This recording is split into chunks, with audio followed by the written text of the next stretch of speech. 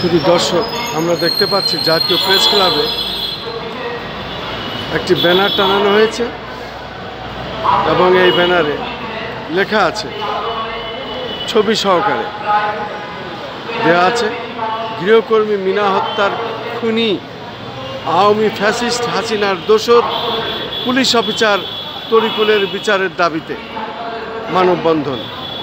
আমরা দেখতে পাচ্ছি ব্যানারটি জাতীয় প্রেস ক্লাবের সামনে এভাবেই টাঙানো আছে।